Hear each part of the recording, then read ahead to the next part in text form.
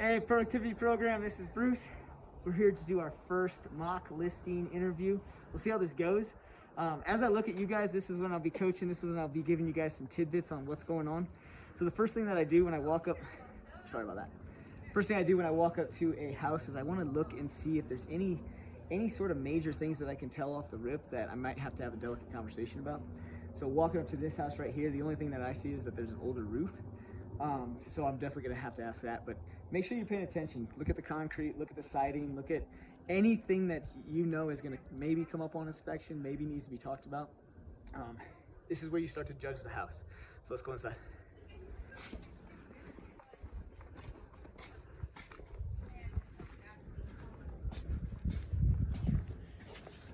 When you get up to the front door, the first thing you're gonna do is obviously knock and whatnot, but listen to the way I intro. Listen to how I thank them, and then also, you don't know what kind of culture's out there. You don't know what kind of respect you need to have for the house. So first and foremost, make sure you take off your shoes. Make sure that unless they invite you in with your shoes on, you leave them on the front porch. I don't care if your socks get dirty. I don't care any about that. You want this listing, respect their house.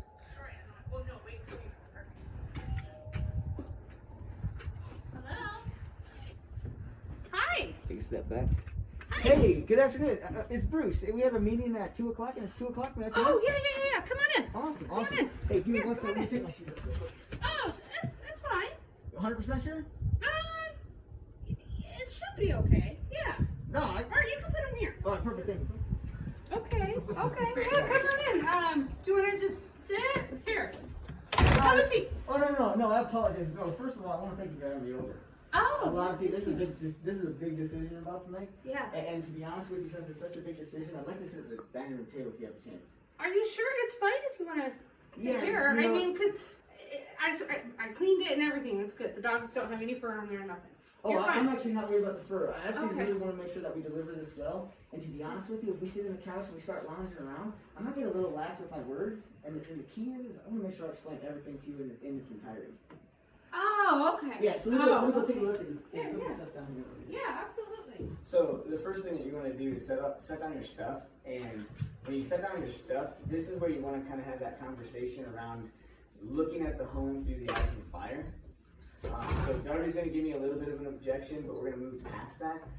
Always bring a notebook for this part. This is about the only part that I write stuff down, to be honest with you guys. So you have your notebook, and what you're going to want to do is when I walk around the home, I'm going to tell her I'm going to see it through the eyes of the buyer. But the first thing I'm going to write down is stuff that I saw from the exterior coming in. So when I first walked up to the house, I looked at the paint, I looked at the roof, I looked at the concrete, I looked at anything that's going to deter a buyer's eyes when it comes to curb appeal. Now, a roof's not going to deter a buyer's eyes, especially if they don't know what it is. Darby's roof is older, okay? So the first step is I gotta write down this to let her know. I gotta let myself know that it's older, and I'm probably gonna have to have a delicate conversation with her about it at some point in the listing. And the reason why is because the comps that I pulled, we don't know what type of roof they are. And so if their comps are kind of all over the place, and this roof may cost anywhere from $8,000 to $12,000 to $14,000, it could be the difference in getting the property sold. So we're gonna have a conversation about that when we go throughout the CMA. So that's the first step. Now, as I'm walking around, I'm gonna do the same thing. Okay, so I'm gonna tell her that I'm looking at through the eyes of the buyer, and I'm gonna make notes around things that I notice are special, and make notes around things that I wanna have a conversation with her about. But to be honest with you, my notes are more for me and my due diligence, and I'll take some brief things that we can have a conversation about. So you never wanna write down everything negative, and you never want to write down everything that's positive. This is not going to get shown to Darby. This is going to be a tool.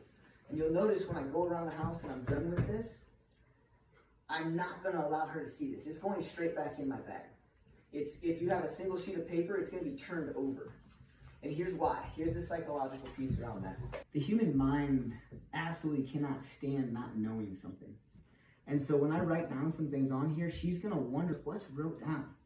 And most likely, and honestly, it's about 50-50. 50% of the time, she's gonna ask me what I wrote down, and the other 50% of the time, they're not really gonna ask, but the curiosity's there.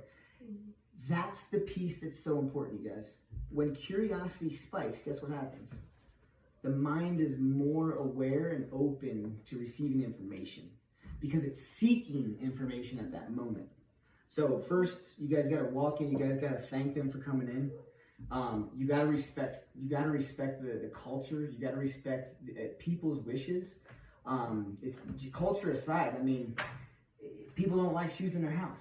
Some people don't care. Some people want you to wear your shoes because it makes them feel uncomfortable if you take them off. So I always take my shoes off outside until they tell me. I don't ask. It's outside. Your intro is so important. You have to get her mind to jog. You have to get her in tune. If you sit in the chair, if you get too relaxed, it's the same thing that we do when we do it at house. What are we doing when we're relaxing? We want to not think. We want to watch TV. We want to read a book, right? Super, super important. Can anybody tell me what you do if you don't have a dining room table?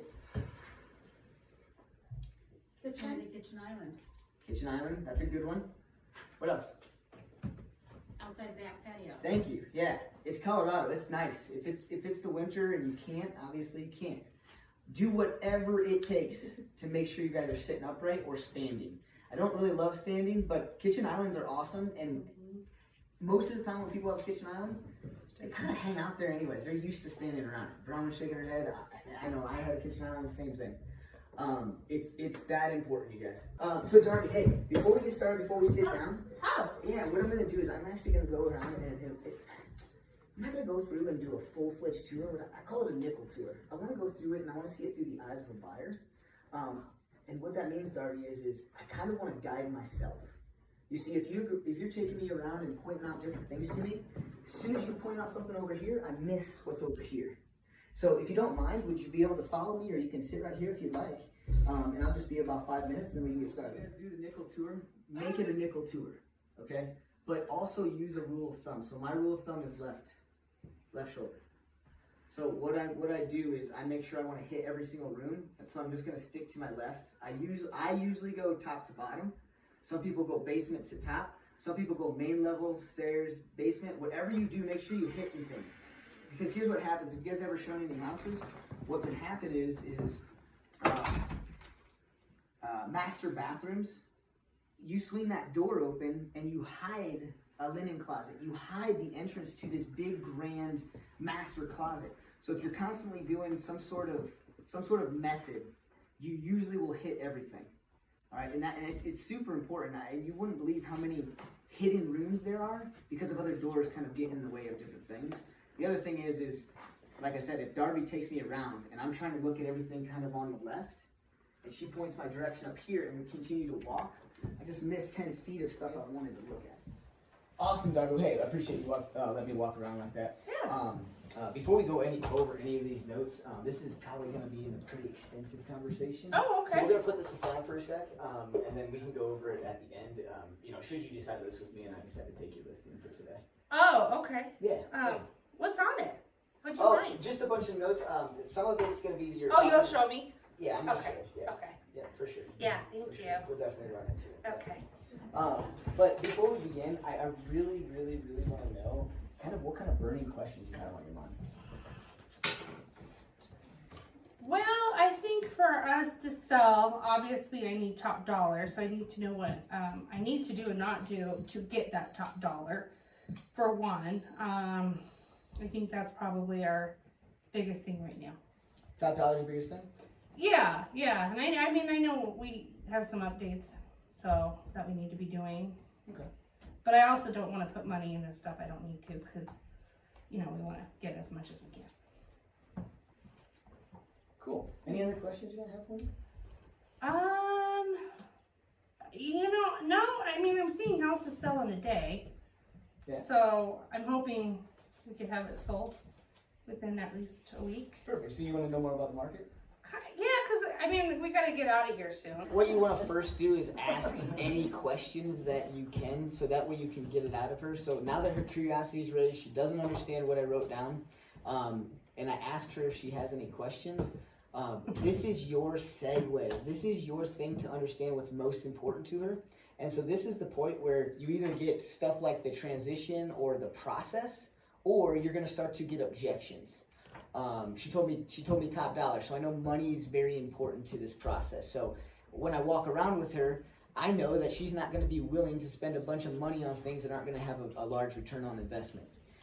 If you get hit with commission objections, you get hit with pricing, you get hit with any sort of objections, the key is we haven't even started. So no question do I have to tackle right now. It's another psychological piece. You want to ask them what's important to them by asking them if they have any questions. And if you're brand new and you've never done this before, this is about to buy you about 20 to 30 minutes of time to think through those questions, right? So she asked me about not moving twice, transferring for jobs. If you guys can't think of that script right away, well, here's what I'm telling you. Don't think of the script right away. Ask her the questions and then respond with, hey, Darby, hey, I appreciate all those questions. To be honest with you, every single one of those points actually is going to come up in our conversation today. So we're going to I took some notes, we're going to make sure we hit every single one of those. Okay, cool. Yeah, I bought before, but I never sold, so. Perfect. No, I appreciate that. Yeah. So seriously, you're buying yourself time. You know what's important to her. A lot of people will start vomiting right here. They just start spewing words that, well, in order to move twice, and they're getting tongue-tied and tongue-twisted. And guess what happens when you do that? You're not following your process, right? Every single question she could ask should somewhere in your process be fulfilled. So as I go throughout the process, I'm gonna speak more on the CMA. She wants top dollar for their home. I need to speak more on that CMA. She's worried about the transition from this house to the next because of a job and moving twice. You guys, that's gonna be a good basis of my conversation, right? So what do you think I might or may not have to hit? Being homeless, what that looks like. We're definitely gonna hit on that. I hope so. I'm We're definitely scared. gonna hit on that. What is something that you commonly do in a listing presentation that you might not have to do with it? Referrals. Or details. Marketing. Details. Her details are not necessarily with the home. You see how that works? She wants top dollar. She hasn't asked me. A lot of sellers will say, hey, Bruce, one of my big things that I need to know before you leave here today is what do I need to do to the home? I have some projects going on. I have some of this, I have some of that. Good, Aaron. Yeah. It doesn't sound like she's going to be super worried about that. If I'm going to bring it up maybe, but I'm going to bring it up in a way top dollar comes into play, right? And if the timeline is there, she might not have, or if the timeline isn't there, she might not have the ability to put forth that money or the effort for the job transition. And so I'll have to talk to her about it, I'm going to nitpick for a second. I'm going to have to talk to her about the carpet. I don't think she has, if her that job transition's coming up in a month, I don't think she has time to schedule that carpet install. And then I'm going to talk to her about the things that, if any of you guys own homes and any of you guys have done any projects, guess what happens when you start doing one? What happens? All of them. You do 3. Right, because you get brand new carpet, then you look at the hardwood floors and you're like, oh man, maybe that should be stained and sanded, right? And so those key pieces are, one, going to help you build your confidence around the conversation. 2, you're going to know what to emphasize and what's important, right? And then 3, you can kind of get out of here, right? Anytime that you over explain something to people that's not important to them, you're gonna glass out, right? Anytime you're taking a class that you really didn't want to take, you just had to, you check out. It's the same thing. It's a human interaction. Do not be nervous when you're sitting in this chair, right? Be nervous if you can't sit in this chair. Be nervous if you run into situations like, I love that her master bathroom's being finished, right? That's a detailed piece I need to bring up. She didn't bring it up, right? But I need to. So all of those things combined. So, questions before we move on? What other details would come up? So I get asked a lot, like, hey, our furnace is a little older. Do you think we should replace it? We've been having issues with X, Y, and Z. The details of the home. Gotcha. Details of the home. Yeah. Okay. You guys, it really, I wouldn't say it's like a 50-50, but you either really talk about the transition because that's what they're nervous about, or they're going to talk about all the things that they want to do to the house, or how it all works with people being inside their house. Like Details. It's like house or the process. I don't know how to explain it, but that's what I usually find. Cool. And she will love Bruce if when he leaves, she feels really good about how he's gonna sell her house and she's not gonna be homeless. Cause she didn't bring it up once, she brought it up several times. Yes. So for her, nothing else in this house matters, that matters. Honestly, did not bring a seller listing packet with me. I've watched you guys ask me for it, and then the next thing I know, you guys are tailoring it to yourselves. You need to start with yourself. Okay? My packet runs with my personality. I didn't bring one to show you guys because I definitely want you guys to build something that hits how you are and how you act. The other thing we absolutely need to make sure is in this video today is this is my process. Some people do the nickel tour afterwards. Some people start with a CMA, some people start with the process. I guess for the video, I'll give you guys why my process is the way it is. One, it was what was taught in Bold. Two, the reason why I liked it is because in Bold, they not only taught us, they taught us why, right? If you don't do the nickel tour first, I don't know how you can talk about comps and pricing, right? Some people talk about the process first. I get into the pricing because if we're gonna not mesh on that, I'm not taking the listing usually, right?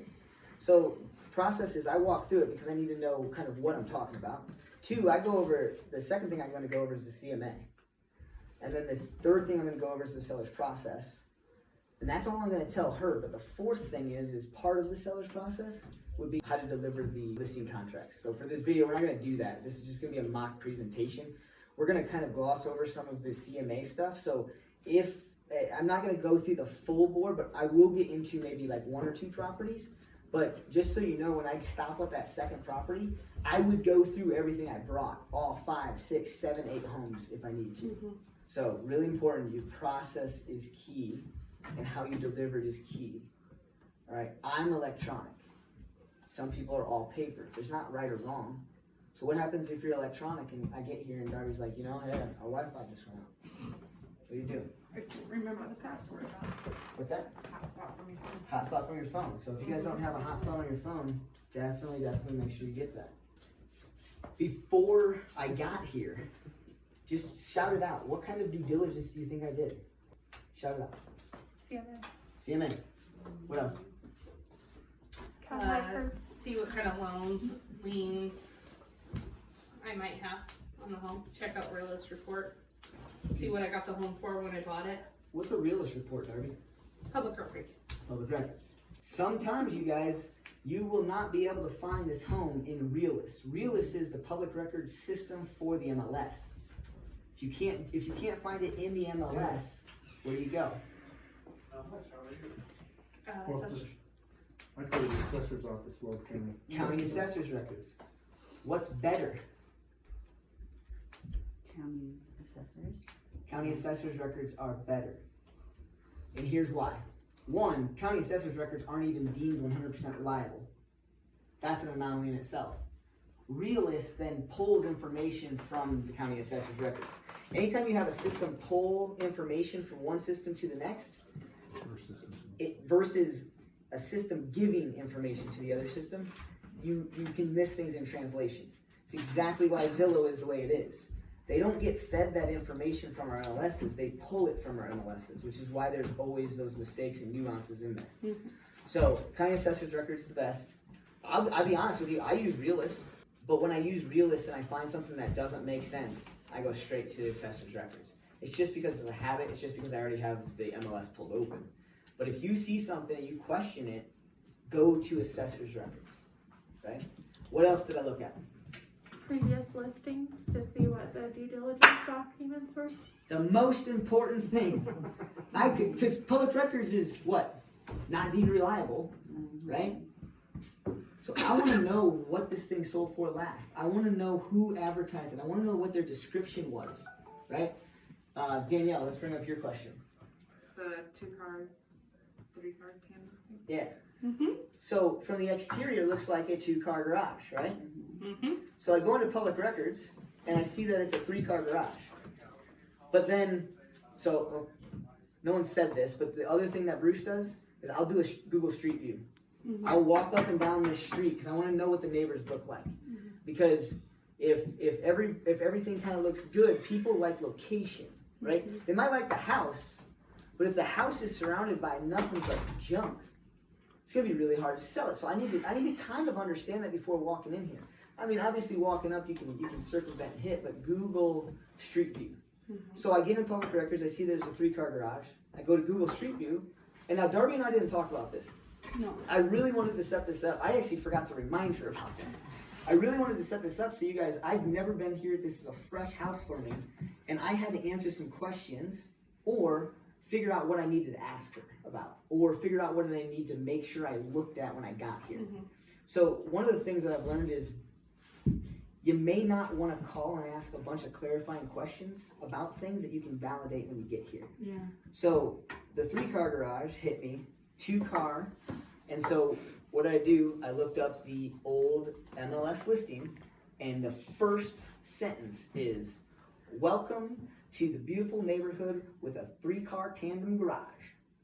So I knew public records was right, and I knew what I was looking at on Street View was right.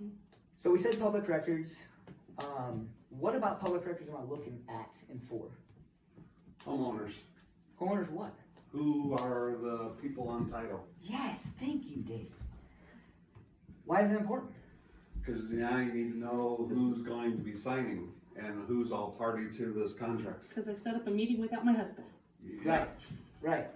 So in this situation, if I saw her and her husband on here, now that would have been a clarifying question I would have either called, text, or emailed her about. She can't sign, if only one person's here and I get all the listing agreements signed, it's not executed, right? You have the other person sign. Okay. Right. So I will not take a listing appointment unless all decision makers are here. Unless, there's only a couple of times I've ever done it. They're traveling for work and it needs to happen because work is what's kind of moving them.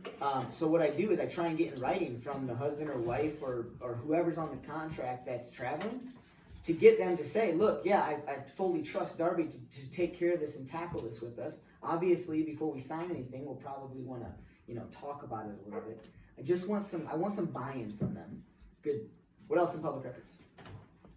Square footage. Both. Like that. I'll tackle square footage first. In public records, you guys got to be careful with square footage. This is one of the houses that you have to be careful with. Why? You laughing? Because it's true. Why? Because it's not a finished basement. Okay. I think that last time it was listed as a finished basement, I believe. Mhm. Yep. And it's not because they mixed up that house with this house. So I was kind of curious if you guys would catch that because the listing agent had both these homes and they flip-flopped all the information for each home. Oh, wow. Public records. When they say not deemed reliable, I mean, holy crap, makes our job hard. I do not search by their last name. I only search by the address. Okay, what If else? it's on the address, not them. So in public records, traditionally speaking, when you have an attached garage, public records can include that square footage in the home square footage. This house has that issue. It's not an issue, you just have to know how to read it. So what you have to do is you have to take the total tax, so there's a tax square footage, and if it's ever been listed in the public records, you're gonna see tax and MLS square footage. In the tax square footage, it says it's a decent sized home. But then when you look at upper level, main level, and basement square footage and add up those three, it doesn't come out to be the total square foot. So when I do that math, I'm going, and I've been doing it long enough to go, I bet you she's got about a 600 square foot garage. Sure enough, 626 square feet, right? So I know that I can't list it as a 3,000 square foot total home. It's a 2,200 square foot total home, right? Yeah. What if it's on the same slab and we have a loft on top of the garage? Yeah, that's a great question. What does public records say? Okay. It's all about the deduction. It's hard when you're not here. And the other thing is, you guys, I never, ever, because I did it once and it was wrong. People don't know what their square footage is. Yeah. And if they do, guess where they got it? Public records. So I called Darby and said, hey, I just want to verify something. I'm having a little discrepancy in public records. Do you have a 3,000 square foot home? She's either going to say, I have no clue, or, Yeah, I think that's what public records said. That's what the builder So told I'm me. not really Yeah. clarifying anything, right? True. Yep. This is good. What else? What else did I do before I got here? Mortgages. Oh yeah, sorry, mortgages. Yeah, in public records it says 2017 Darby did an FHA loan for $314,750 or something like that. You want to know that stuff. Where does that lead to? Payoff amounts and. Payoff. Why is that important? Because I want money. Because you want money, but what do I want? I'm the agent. You need commission. I need commission. And if I I need to know the sign out on equity. my loan and I can't afford closing costs plus commission, then where is that money gonna come from? I need to know if I'm walking into a foreclosure or short sale situation, right? So she had a mortgage for $314 back in 2017. There's calculators online that you can plug in. You can say FHA loan $314 in 2017. Approximately what is the loan payoff? It's right in Google. It's amazing. And then what do? How do you calculate? How do you figure out if there's enough money here? Or equity, I should say. The net seller sheet? Seller's net sheet. So if you haven't ever heard of a seller's net sheet, I have never found a title company that doesn't have that tool on their website. Not a lot of you have done listing appointments, Yeah. but who would bring their seller's net sheet with them to the appointment? I bring a couple of different ones. Me too. A couple different ones. How so? What do you mean? Because of Depending- negotiation commission. Well, for me, it's depending on, the parameters I feel like the price point is. Yeah. Closing date, Mhm. potentially different, Why does closing date matter? because that depends on taxes and. Taxes. Mhm. I'm not too concerned about the payoff, No. but Oh, yeah. some of it. No, you're not A little wrong. bit. Some of it a little bit, but I'm more concerned about the taxes. Well, and something like that is if you have an elderly person and they qualify for. Thank you, Michelle. My I gosh. have had, most of my clients are elderly, so. Oh, so you ran into the issue, yeah. They qualify for what? Yeah, say, what is it? They have a lower income, a lower tax bracket, and so you need to, check with them and with the city. For the county. Anybody know what senior tax exemption rules are? I don't either. I always forget. I don't ever care. Is that something you could But say if talk you- to your lender with? I just Google it. And if you don't catch it, you could be the one that pays the difference, Why? because you're You responsible. didn't do your due diligence. What if, well, so you say that you're responsible, what if you're an agent that puts in, broker remarks? Buyer and buyer's agents are fully responsible for to verify everything in the listing. No. Who's responsible? I think that the listing agent still is. Yeah, I think if that goes to the court of law. Yeah, that's a cop out. Exactly, yeah. exactly. Why would you put something into a listing you're not 100% sure of? Right? That's the key. Right. Mhm. So, if you put in the taxes as it is and stands in public records, but you have a gut instinct, like, right? So, what's the senior age? 65. The other way that I do it, and I apologize, I still have not done the research to see if Loveland Bar, Sorry. but I'm with the Longmont Association of Realtors, and they have forewarned. So if you have a phone number, you type in forewarned, it'll give you their age. I personally am never really too concerned with this minutia. I like to know. I kind of like to know their age. I can kind of pick up on it. But when and if you guys are actually previewing homes the way you should be, practicing your CMAs, and getting out into the market, it's pretty easy. I put it this way: as many details as I just shared with you guys about it. You guys want to know one thing I didn't look at when I got here? I have not looked at what Darby's taxes are. But because I'm out in the market showing houses, and if I don't show houses for a couple months, I go preview some houses, right? If I can't preview some houses, I set myself up on a search so I can watch the market and see what it does. So this house, anybody just take a stab. Let's do that. Take a stab at what the taxes are. Digits on this? What's the digits? 6190. Anybody? 2,700. 29. I was saying 2,700 too. 24. I wish it was 500. The twos. Well, I took the price of her house and figured she was probably a little less than 1 because it's, I don't know this particular area. So I used 0.9 in my brain and tried to figure out a number. I just take a stab in the dark, if I'm gonna be completely honest. I looked at a lot. Don't of ask me, different 'cause I don't ones know. for comps, so I looked at a lot of the different comps, so I'm guessing the 27. I love that, right? That's what I do too.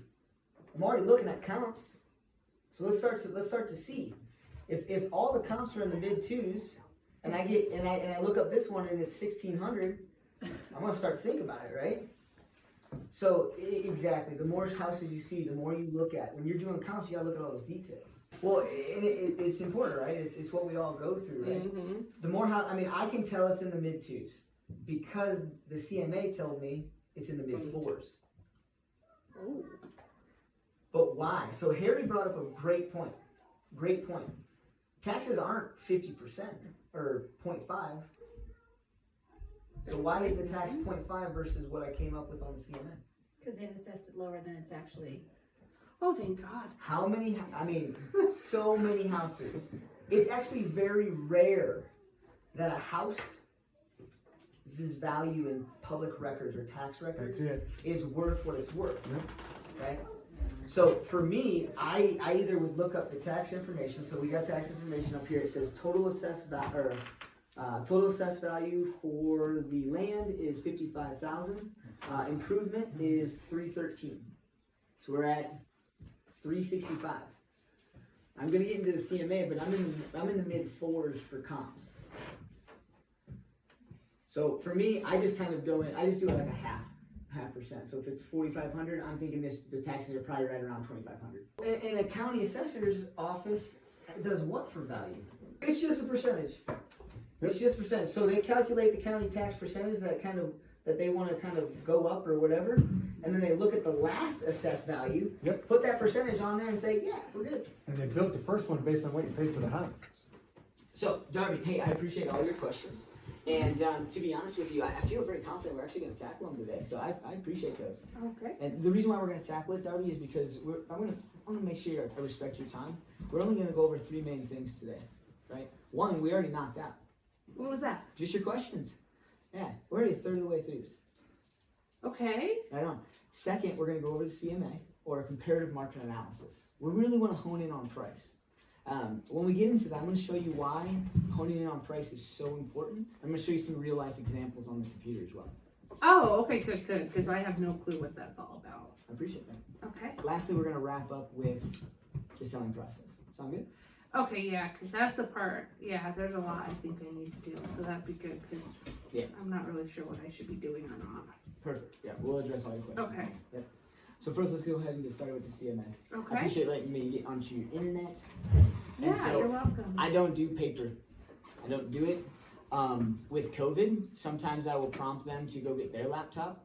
I do a live version right on my computer. It's always in my email. Like we said, if you don't have internet, use your phone. If you don't have your phone, here's your trick. Just get on your computer at the office, have the CMA pulled open as a PDF file, and you don't need internet.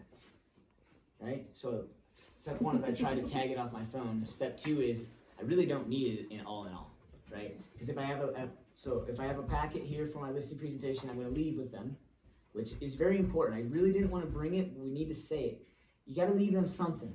Mm-hmm. You want them to trigger their thoughts around who you are. Because when you leave this table, that folder sits there. They may look at it that night, but it doesn't really go get filed away or piled. So they're going to constantly see your branding. They're going to constantly think about you. Got to leave something with them. I don't leave a CMA. I don't print those things off. I just leave a little bit of branding. Okay? Mm-hmm. So Cloud CMA is a system that both Iris and RE Colorado use. Where people get kind of screwed up, and the training is in the YouTube folder or playlist. Where people get screwed up is when you go to hit print on some of those MLSs, it says CMA. So that you can do a CMA through Iris, but it's not as beautiful and robust. So the reason why I like Cloud CMA is you guys can have 3 different ways to look at it. You can have a PDF view, you can have a slideshow, and you can have a live view. play with it. Figure out what you like to see and how you like to use it. I used to think I liked the slideshow view. Mm-hmm. As soon as I show somebody the slideshow view, and I'm good at it, and that's what they want to look at when they leave, they don't. For me, I've found that they don't know how to navigate through it. So what David just put out here was the printed version of what I still use. I don't use a slideshow view anymore unless somebody's real technologically savvy, right? So I use the PDF view, and it's just your paper view going down. It's still just as effective for me, and to be honest with you, I like that because so if you guys haven't used it, slideshow view, you have to use your keyboard arrows, and you can tab up, down, left, across, and so you start to miss some things. It's too confusing for me. Right. I just scroll. But now the real high C's in the room, they like it. The techies, they like the slideshow view. I won't present in it, but I'll email it to them. They can play around with it all they want, right? So what we're gonna do next is we're gonna talk about how I deliver a CMA. Remember, I'm not gonna go over every single property. I'm just gonna go over kind of how I introduce it and the start of how we go through it. We're gonna pretend like we went through all of it, and then we're gonna talk about price a little bit. All right. Mm-hmm. Hey, so Darby, the next thing I want to go over is what we call a comparative market analysis. And before we go through this, I have just one question for you. Mm-hmm. If you were to list your home today without an agent, because agents aren't even in existence, what would you list your home for? Well, gosh, the one down the street, which I don't think is near like mine, went for $420. So I would at least expect, $430. $430. Because I'm better than theirs. I mean, I at least did some stuff. It's not done, but I'm doing it. Okay. So you're definitely comparing your house to the house down the street, not just because it's down the street, but because of the attributes it had? Yeah, well, yeah, they're a little different model, but How so? I think the floor plan's different. They have more open, but that's okay. They have more open? I think so. And so yours is a little I bit more just saw closed the off? pictures. From the pictures, Gotcha. I'm more of a U and they're more of an L. Okay. So the differences that you're talking about, you wouldn't put a value difference on? I don't know. I don't know. Do you think I should? Well, that's exactly why I brought this here. I really just wanted to make sure that we're going to start off on the same page. Okay. The reason being, Darby, is price is so important. Oh, okay. Do you know- My yard's bigger. That is one thing I noticed too. My yard's bigger than their yard. Perfect. Awesome. Okay. Nice. Is there any other properties that you compared it to? No, just the one that down the street, because that went in like a week, I think. I don't know. It went off pretty quick. So I think if I price it around theirs, I should be okay. Fantastic. Yeah. Cool. No, the reason why I want to make sure we're both on the same page is, to be honest with you, I'm in the mid-4s right now. I'm still processing a few things. And I Okay. think we're going to solidify it together. But to be honest with you, Darby, if you told me right here that you think you're going to get 600 for it, I got to be honest with you, I don't think we'd be able to work together. Yeah. Why do you think pricing is so important? Well, I think when I bought, it was important just because my budget. But I think for selling, price is important to me because we're moving and it's going to cost a lot to move. Yeah. So I need to get as much as I can out of our house. Gotcha. And have you ever sold anything personally? Like, I don't want to talk about just like a chair on Craigslist, but have you ever sold like a vehicle or a boat or an RV? Yeah, I overpriced it and somehow I got it. You overpriced it, somehow you got it? Yeah, I had a beat up Tahoe Man, that I that's, should have paid somebody to take, and they paid me $4,000 for it. that's fantastic. I know. Yeah. So why would you say somebody overpaid for it if there's somebody who's willing to?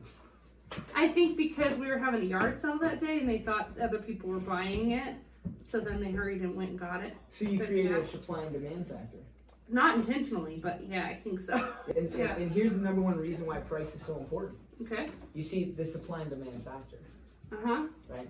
So as we go throughout this comparative market analysis, Okay. it's a comparative market analysis. Meaning, this isn't mine, this is not my price, it's not necessarily your price as well. We're gonna do what the market looks at. See, the market told you that somebody's be willing to pay $4,000 for your house or for your vehicle, Uh-huh. because that's what somebody was in the market for at that time who was willing to pay for it. So Yeah. when we go through this, I just wanted to let you know this is some data that I've pulled and not Okay. manipulated. Oh, okay. Okay. So This is this what, will tell me though my price that I This need is- to sell, right? maybe not. Okay. You see, the reality is you're in control. Okay, This is just an analysis. okay. Who signs that dotted line is you and your husband. Right, right. Right. Okay. But the reason why price is so important is because if you want to get this thing sold Mm-hmm. and you guys need to make that transition, Mm-hmm. I have to ask you, if we price it wrong and it sits on the market and you guys can't make this transition and have to move twice, how are you going to feel? You're right, you're right. I'm just, I don't want to I'm be right, getting greedy. just want to be understood. Yeah. yeah, Well, okay. no, see, the thing of this is what I was talking about. It's the supply and demand factor. Right. If we price the house in accordance with what the market won't bring, it'll sit. Yeah, I can't afford to have it sit. I mean, I can have it sit for a few weeks, but because it took us, what, like a month and a half to buy it? So So I'm you- assuming it's the same when I sell it. So I can really only afford a few weeks for it to sit before Okay. it's under contract. So what I hear you saying is if we go a couple of weeks in and it doesn't sell, you're going to expect my Yeah. call to talk about a price reduction? Yeah, I mean, if that's our only option, then yeah. Well, yeah, Yeah. okay. And to be honest with you, I've been doing this for a long time. There's only two things that make houses not sell. What do you think those two options are? Well, I just said, I'm guessing price because right, we're yeah, talking the most about it. important thing is And then making the sure price second right. thing is because our house has a lot of work to do in the next few weeks to get it done. Mhm. So Let me ask you this. so maybe Have you buyers don't like the house. Let me ask you this. Mm-hmm. Have you ever heard of somebody getting a really good deal, like a friend that just got a steal of a deal on something, and you thought, man, if I would have known about that, I would have jumped all over it. Absolutely. I mean, Right. Yeah. So the only other thing that causes a house not to sell is the way it's marketed. So Oh. Okay. after we get done agreeing to price, I'm gonna show you exactly what the process is for me to market your home and transition to you guys Oh. getting out of state. Okay. I was thinking it was a remodel. Okay. Cool. Yeah. Okay. That makes me feel a Well- little better. Well, when you say remodel, please dive in. I mean, just because you could tell we're doing some projects, like we're going to be having painters come in and redo the paint, and then our carpet and our bathroom. I mean, you saw that. That's something that we are definitely going to have fixed because we know it needs done. Okay. So we do have the painters and the flooring people coming When are they coming? in a couple weeks, actually. In a couple weeks. Mhm. So as we look at this price today, Mhm. when do you feel like we're gonna target? What's our target list date? I would like to have it up in about 2 weeks, as soon as that carpet and that paint's done. So as soon as that covered the Yeah, yeah, because like I said, our timeline, we got to get out of here. Perfect. Yeah. So as far as that timeline goes, Mm-hmm. I need you to do me a favor. I won't be stopping by here every night to make sure that work's done. I need you Yeah. to kind of give me a synopsis of when that work's about 2 to 3 days out. Okay. I need to get those pictures scheduled. Oh, okay. We'll go into some of those nuances later, Okay. but that's what I expect out of you in order for all this to work. That's fine. We have dates for all of that, so I'll Awesome. get it for you. Nice, perfect. Okay. So we're in agreement. This is Yeah. what we're going to look at with what the market's been doing. Now, before we go into it, I got one last point. Mm-hmm. You see, the reality is we're looking at things that have sold in the past. So there's two different prices we're going to talk about today. Oh, okay. What are those? We're going to talk about what the comparative market analysis shows us to get a ballpark of where we should at least be in. Okay. Now, in a downturn market, you have to make that decision of whether or not you want to price it at what the market's telling us. And if it's going down, we may need to list it lower than what we see. Now, the good news is I'm sitting here today in the seller's market. And so what we're going to look at here is where the house is priced. Okay. And we may have the ability to price it at or a little bit above because I have some strategies that we'll definitely go over. Oh, I would love to hear those. Perfect. That's awesome. But here's what you need to know about those two prices. Mm-hmm. You see, just because the market's going up and we may be able to get an offer here, you see, the reality is if a buyer brings a loan, they're going to do an appraisal. Have you ever heard of an appraisal? When we bought this, we had an appraisal and we were able to get instant equity because they appraised it higher than what we bought it. Perfect. Yeah. Perfect. And so, if we have an appraisal done and that appraisal comes back less than what we have it under contract for, how would you feel? I would be upset. You would be upset. Yeah. Well, Knowing that today we were looking at the past sold properties and we decided to maybe Mhm. list it a little higher. Okay. So looking at past, we would list it higher, and if it appraises for those lower ones, What I'm here to tell you, Darby, is an appraisal or an appraiser has to look at past sold properties. You see, Okay. that's one thing that we're running into in this market today. Yeah. You see, you and I know, or I know, and I'm going to educate you, that you might get more money than what we're going to go through today because the market's going up. What I need to prepare you for. Is if I have to go from that price. Exactly. Okay. Exactly. So when you say you'd be upset, we have two decisions to make. I think, yeah, okay. We either price your home with what the market value says this is, and if we get a low appraisal, we can be upset because something's wrong. Right. But if we know that an appraiser uses past sold comps and we decide to price it a little higher, Mm-hmm. I'm wondering how we can feel upset if it praises for less, if I'm telling you right now that this is where they price. Yeah, I mean, yeah, you got a valid point. It's Yeah. not, and again, Yeah, I it's mean, not me that's- against you. No, it's a what good happens. point. Okay. Yeah, Yeah. I didn't think of that. Yeah, so in this seller's market, we are seeing appraisal deficits. Okay? What's an appraisal deficit? It means it's not appraising for what we're under contract for. So then, Because and it happens in situations where the seller chooses to list it a little higher than these comps. okay. So then does that just mean we'd have to lower it or we don't go under contract or? No, that's a very good question. You see, the way the contract reads in the state of Colorado is that if the contract or if the appraisal value comes in less than contract price, buyer gets to stand their ground at the appraisal value, Mm-hmm. but seller gets to stand their ground at contract price. Mm-hmm. And so if both parties can't come to an agreement between that gap, the contract will dissolve after what we call a appraisal termination deadline. Oh, okay. Okay. All right. Okay. So if you're prepared to go through this, or we Yeah. understand what two prices we're looking at, Mhm. what we're gonna do is we're gonna come up with a price today, Mhm. and if we're gonna go over what we see here, we just have to know that we're walking into some unknown territory that we'll tackle, and that's what I'm here to do. Okay. Thank you. Sound good? Sounds great. Awesome. Let's go. I go straight to a map that shows where the subject property is, as well as where all the comparables are, and then right underneath it is all of the houses that have sold and for what price they've sold it for. And then if you continue down, what it's going to do is it's going to start to give us averages. Right? So for the sake of the video, she's averaging 453 100. All right? Time to sell, Darby. Now, No the kidding. reality is that it may or may not sell for that, right? Because it's an average. And I haven't been to this home, so I'm pulling comps in Mhm. reference to similar square foot and reference to similar beds and baths. But on here, so Darby has a 3-bedroom home. Mm-hmm. There's 2 comps in here with 4 bedrooms, right? There's one house in here with 4 bathrooms, and she has 3. Mm-hmm. The age is awesome on this. I've got a lot of comps from 2002 to 2006. Same build era.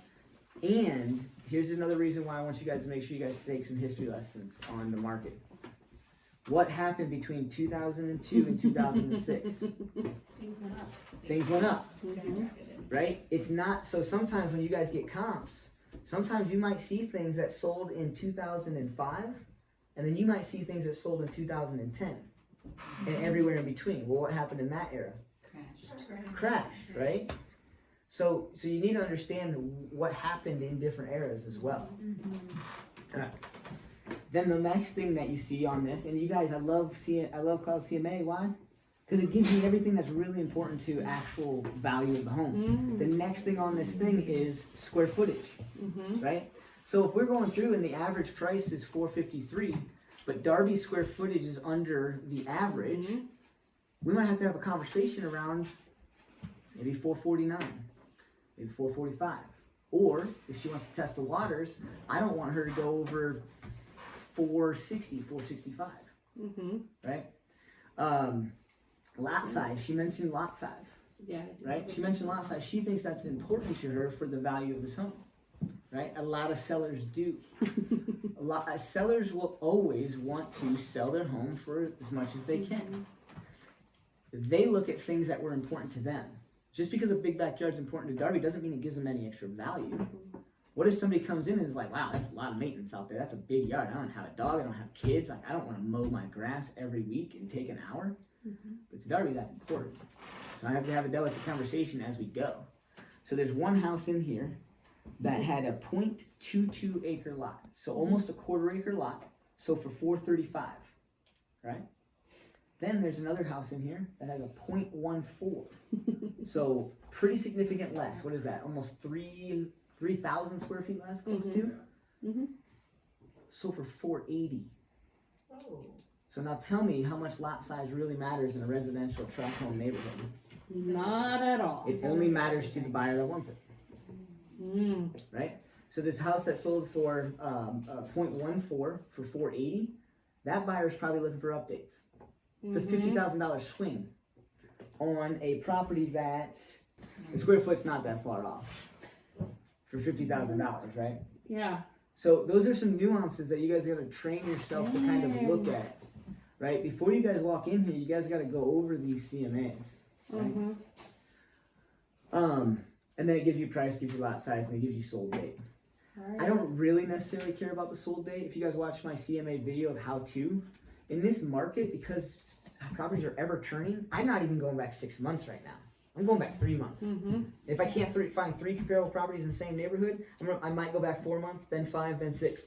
I'm probably not jumping straight to 6. There's too much data. And 6 months ago, so if we're averaging 10% year over year in equity gains, 6 months ago means what? Probably 5% less than what I'm selling it for today, or 2. Right. Well, yeah. So you gotta get comps that are closer to this. So out of all of the comps, there's 3 that sold in 2021, and there's 2 that I pulled that sold in 2020. Okay. All right, Darby. So as we go through this, you can see your neighborhood's averaging around 453. Right. There's some nuances that we're not going to go over today. I'm going to leave this with you so you guys can go over it. But the fact of the matter is your neighborhood is trending right around the mid-4s. Okay. All right. That's good to hear. Higher than I thought. Correct. So what we're going to do now is we're going to go through each comp one by one. All right. Okay. And what I want you to do is I want you to kind of focus in on the photos. You see, I did my research and I did my due diligence to make sure that what we're looking at is similar to what your home has to offer. Okay. All right. So some of these details we're not necessarily going to go over. Okay. Unless I see a big discrepancy as we're looking through it. Is this the same model? Yeah, Okay. it is. Okay. Okay. So they're more So- updated. Okay, so you feel like this house Yeah. is a little bit more updated? Yeah, I like their paint, and I think their carpet looks way cleaner. Okay. Yeah. Okay, perfect. And did you see the price on this house? No. Okay, let's take a look at this house. Oh my gosh. That's what it sold for, $457. It sold Okay. for $457. Cool. So in comparison to the average price point in the area, it sold for a little higher. Now, do you think that it sold for a little higher because of what you just said, because of some of those updates? I'm sure that doesn't hurt at all. Yeah. Right, because updates cost what? Money. Money, yeah. Absolutely. Okay. Awesome. Yeah, let's continue on. All right. And so let's take a look at this one. 7969 Columbine Ave. 430. So quite a bit of a drop. Okay. So I'm interested to see what you think about these photos here. Okay. That's a beautiful home. I've been in there. You've been in there? Yes. Great. And it only sold for $430. Okay. Wow. Okay. Yeah. Hey, if you ever are in a home with anybody that's, thinking about selling their home, if you want, you give me a call. So that way maybe what we can do is I can help these guys out just like I'm helping you out today. I know the agent.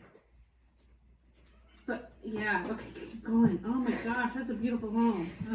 It's a beautiful home. Yes. And it sold for $50,000 less. Why? Yeah, let's figure that out. Okay. I love that you asked that Good. question. All right, so let's figure out why this sold for $50,000 less. I really am that seller too. First and foremost, this sold in October of 20. Uh-huh. All right, so Yeah. that's almost 6 months ago. Oh. Okay. Okay. The So, square footage on it was 2354. not much more than mine. Okay. Right. And then we've got this guy over here, sold for 457. And that's probably similar to mine, 22. Oh, 22,000. Okay.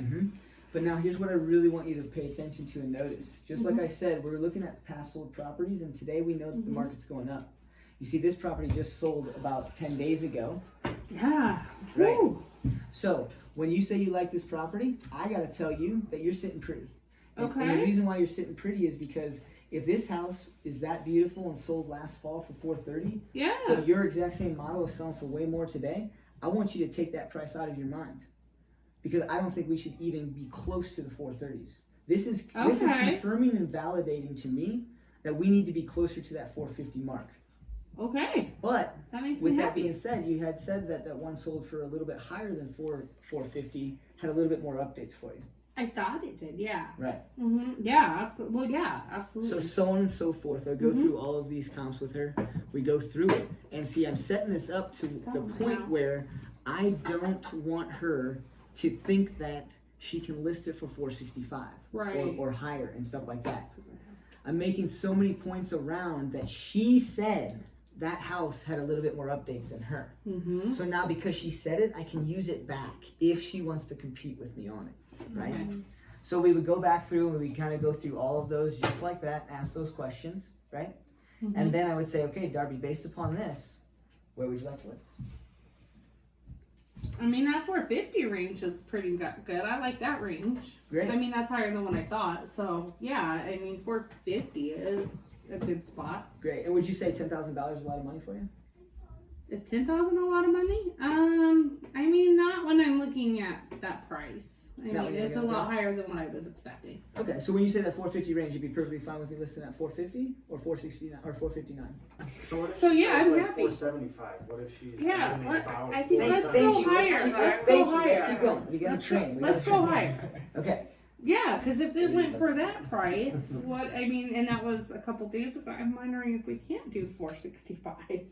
Wonder if you It's only a little bit more than that price sold. Great. And now what I could take a look at is the percentage. I'd get my phone. I don't have it. Yeah. So right now, what I would do is I'd say, all right, let's take a look and see if I listed this at 465. What is the percent over the comp range? So based upon this, her property, it's kind of an anomaly that she has the exact same model that sold for 457. It does have a slight bit of updates, but honestly, Darby's house is very similar. So my gut feeling says it's about 450, 455. So what I'm gonna do is if she wants to list it at 465, and here's where you have to know your stats. Mm-hmm. If things in the Denver area are selling for 101 to 104% of list price for anything that's really like 575 and under, I need to know if she wants to list it at 465, if it's kind of within that 101 to 104%. Because if it is, I'm taking a listing all day. There's no reason to sit here and back and forth with her. If the market's gonna bring it, let's list it.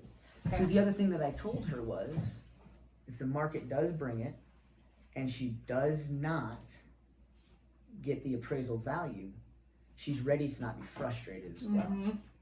Okay. What did you say was worth 450?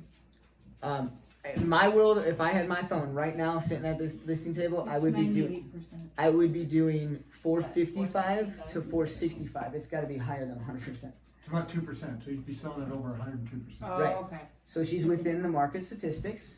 So I'm stopping there, and I'm gonna say, great. So what I hear you saying is, if I put a sign lockbox in your yard today and you got 465, you'd be happy. Oh, absolutely. Awesome. Yeah. Any Although- questions on this? No. Okay. I mean, and that's without me having to do anything to my house. Great. So Okay. shutting down CMA Okay. and moving right along. Cool. She just said it. Get off that, yep. Get She off doesn't of it. need to do it anymore. Yeah. Why Okay. beat the dead horse? Right? Don't talk yourself in and out of a sale. Right. Yeah. No. Now the jugular's here. She just solidified on a price. I need to make sure I tackle her transition, and I need to get that thing signed, lockbox and sign in the yard, and I'm out. Now I'm probably not putting a lockbox sign in the yard because she wants to do some renovations. You can't do coming soon for more than 7 days, right? And so these are all the things that are going through my head. We might not be talking about them, but I want you guys to understand kind of the thought process, right? When you're pricing the house before you go to the listing appointment, do you look at the comps and look at what it was listed at and what it went for and make that determination? Because if it's listed at a certain price at, $425 and went for $457, is that really what you should put into the house that you're going to, the The $457? market. Because you don't know what that I'm not. situation was. Exactly. To There's get it too to there's too many 457. bad agents out here Mm-hmm. that will blatantly or just naively underlist the house. Yep. Because they want to get into a bidding war. Yes. which means the Ooh. list price never really matters. So I can't take the list to, I don't want to take the list to average. So I'm using a statistic called the list to sales price average, but I'm not going to come up with my own list to sales price average just on 6 comps. I need the whole market's list to sales price average. It's a good question. Which Yep. you can get from the board or anything. So, Bingo. just take what Bruce said just a step further. I'll get to it later. Go ahead, I don't want to stop you. No, you're No, go fine. ahead. You're fine. So this is where we would solidify price, and like Harry said, don't talk yourself out of a sale. We're 65. Okay. Cool. So for me, I'm shutting the computer down. Just I only really use it for the CMA because I'm not printing off 50 pages. Okay. So, now I'll go. So Yeah. he's done with that, but he just said to you, I don't wanna put a coming soon sign because they wanna do some renovations. What was something he would wanna talk to her about? What I need to do or not do? And how fast you can do it, because remember, the market can Fickle. swing on you in a day, right? And here's what we think we can get for it today. So let's talk about how long you think it's gonna take you to get some of those things done so that we can get this on the market and get your 465. Perfect. Okay. Bingo. And doing that's going to cause emotion for her to get this done in that timeline that she Yep. wants. Exactly. Right. Okay. So then after that, I say, great. Now let's talk about the most important thing. Let's talk about this transition. Can So- I ask one question? Yeah. I Interrupt. had a Yeah. listing presentation and they knew every single comp that I had brought. Okay. Is it still worth the time to go through those then? Did you ask them? No. It's not my opinion. It's not my decision. Yeah. Okay. Yeah. I think you just answered your own question. Yeah. Okay. Yeah. So in that situation, but that's a really good question. But in that situation, I would just turn to Darby and say, wow, you guys have really done your due diligence. Now, I hate to waste your time nor my time. Yeah. But I'm happy to go through it and maybe find some things that maybe you guys haven't thought through. But it sounds like you guys thought through everything. Do you think we should just move right into how this transition works, or would you like to go over this? Okay. Or did you have any questions on any of them? So, Because as soon as you assume, like analytical people, I think you got a 50-50. If they're that analytical, they went through all of those comps by themselves, they may want you to do it too, because analytical people, guess, what is a high C? Validation. Validation. Right? So some people that have ran all those comps, if you say, well, since you ran all the comps yourself, let's just skip right over to it, you might start upsetting their personality. Right? So just ask, yeah. That's a good question. Yeah. What happens? So we already went through and how to talk rationally to someone, but how do you talk to someone who's out of their mind? No, I'm dead serious, right? So you get to this guy, and I've been here, right? I have been in this situation where it's night and day difference. Like what I'm listing is dilapidated, needs updates. There's like I can find $40,000 worth of work, and they'll blatantly be like, "Well, yeah, that looks really similar to ours. Yeah, we have granite in our kitchen, and they have granite in theirs.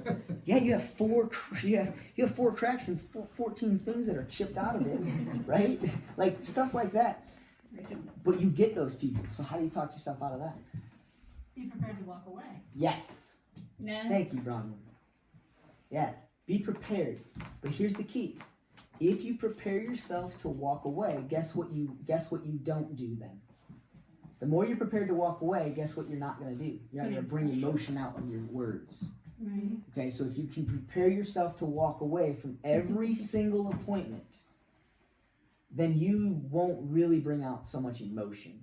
If you need that, you're going to start to argue with them. Yeah. And do you think you get the listing if you argue with them? No. No. Mm-mm. No. So when you have somebody that's like that, you say, I'll try a couple of different things. And so if you say, hey, how does this compare, blah, blah, blah, I think actually mine looks a little better. And I'll say, really, can you please explain further? Can you kind of point out some of those details that makes yours better than this one? And they might say, well, they have painted cabinets and I have hardwood. And it's not hardwood, it's press board, it's from, it's builder grade, it's crap. It just looks like wood, right? Mm-hmm. You say, okay, great. And what kind of wood is that? 3 questions deep. Mm-hmm. When you get an unreasonable person, go 3 questions deep on some of their things. And when they get super, super, super unreasonable, try and figure out a price. And if that price doesn't fit, say, you know what? I gotta be honest with you. You see, I think this is where we're gonna differ. You See, I've been doing this a long time, and I know that the comps are giving us this, and I feel like you're going to compare yourself to there. So I'd like to ask you, what would you like to list this at? Because here's what else happens, Patrick.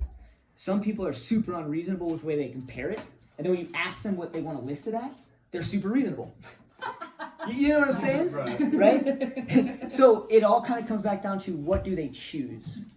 But you also want to know who you're working with. So I go 3 questions deep. Okay, what do you think the house is worth? And then they give me something like $465, and I'm like, okay. And I'll pull out my phone, do the calculation real quick, and bam, I just list it, right? Sometimes it's just words. Sometimes it's not. Sometimes it's, well, yeah, no, I think, I think we should probably test the water at $4.99 price. Now let's talk about this transition and how this is going to work. So I'm going to go through this a little fast. You're going to have your house renovated and done. Your expectation for me is to give me a call about, let's call it maybe 4 or 5 days before the work is done. Okay. And what I'm going to do is I'm going to start to have my photographer reach out to you. Okay. Now what I cover is I cover that charge. And so this is where I go through all the values of what I cover and what's included in all of this and how I'm going to market it. For the sake of the video, we're going through the selling process. You guys develop your elevator scripts, your pitches for your marketing process. All right. If you guys really want to know, just ask me in scripts. I'm happy to give it to you. Right. Okay. So, once we have everything done and ready, we're gonna go live on the market. Now I want to talk to you more about what happens. Okay. You see, you can't be here for the showings. This is why I appreciate you letting me walk around by myself, or if you follow me, whatever. Because I need to look at it through the eyes of the buyer. Because when we get showings set up, buyers are gonna come in here by themselves, and I need you to vacate. All right. Right. And when I say by themselves, they're gonna be with their agent. Right. Have Okay. you ever, where do you work? Oh, I work at a healthcare place. Awesome. So you work with multiple different people, right? Yeah. Oh, yeah. Yeah. Do you have some better employees than others? Absolutely. Yeah. So do we. Okay. Oh. Yeah. And so what that means is we got agents coming in here that might be a little novice. We have agents in here that might not care. We have agents in here that might have some personal issues going on. They might not sell your house the way that they need to. So I need you to be prepared that there's going to be people in here that we can't sell this home to. And what I mean by that, Darby, is for showings, I want you to spruce this place up just like you did for me today. I saw you vacuum the carpets. I saw your closets had your shoes put away. We need to get this home show ready for showings. Okay. All right.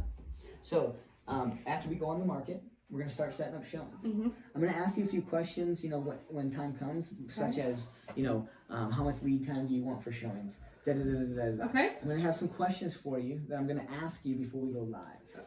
Oh, okay. So you guys, that's part of my process. A lot of listing agents will ask these questions right here. In my opinion, they're already overwhelmed. Yeah, a lot of Okay. Yeah. So I don't ask the nuanced questions here. I call, or if you have a TC, you can have a TC call. If you have a team, you can have a team call, right? But I call and ask some of the detail questions about the process when I put the sign and lockbox in the yard. At this point in time, I don't have listing agreement signed, and she's overwhelmed. I'm starting to waste my time, I'm wasting her time because she's glossing out.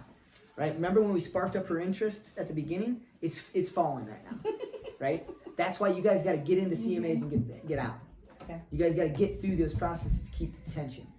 My listing presentations are close to maybe an hour to an hour and a half to 2 hours sometimes.